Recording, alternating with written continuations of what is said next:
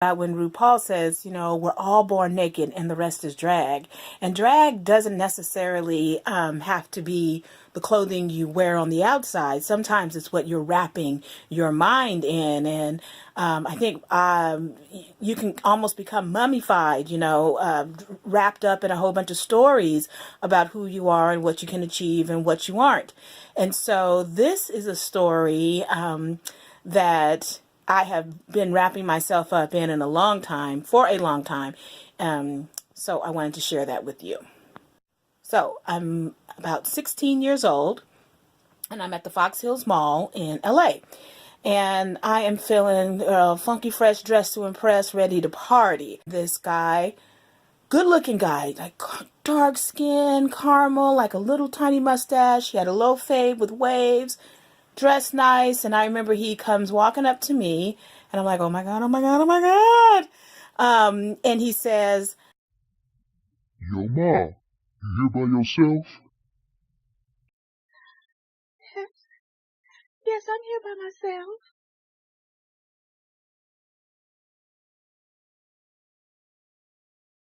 I see why. And girl, my face was cracked and on the ground. And there were all these people that he was with, all these guys, and they just broke out in tears. They were laughing so hard that people started coming out of the shops just to see what they were laughing at. And they were laughing at me. And I was corrupted. I mean, this was long before the internet, but it went viral, live viral, because people started coming out. They were telling each other what happened, and people were looking at me, and I'm just like trying to get out of there with some grace and dignity, and I have not been more embarrassed up until that point ever. And that has stayed with me, and it stayed with me for so long. I don't think I should say it took me a long time to trust how I saw myself and how other people saw me. So here I was thinking I was funky, fresh, dressed to impress.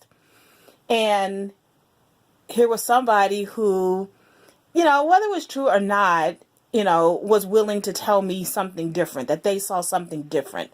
And it took me a really long time to realize that other people's perceptions of me don't have to match my perception of me.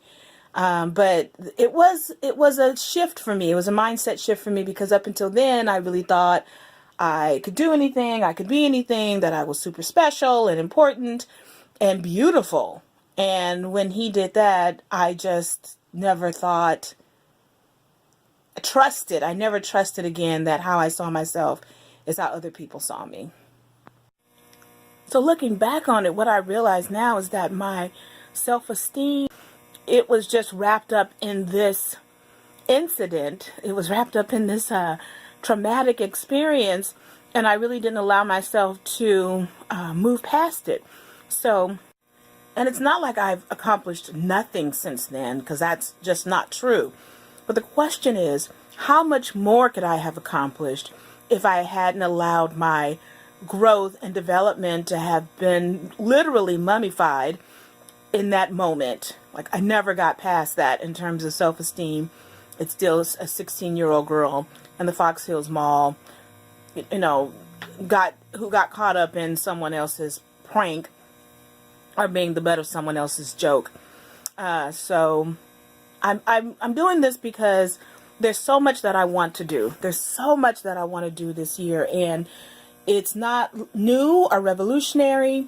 It's not even new to me. It's something that I've been wanting to do for a very long time, but I allowed my self-esteem drag to be shrouded in this incident and shrouded with self-doubt.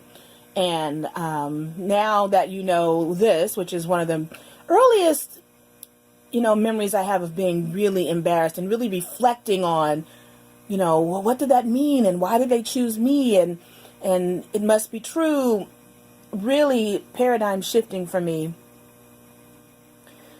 And if I can share that with you, and they say you're only as sick as your secrets, and like Nikki Giovanni said, most of us don't want to go naked, but you have to go naked in order to get things done. And so if I can share this with you and you can see where I'm coming from and I can see where I'm coming from, then whatever comments that are going to show up and whatever other uncertainties I have in the world, because they're coming, I know that I have the experience to not be my thoughts. I have the experience to have an experience and not be that experience. Yeah. Okay.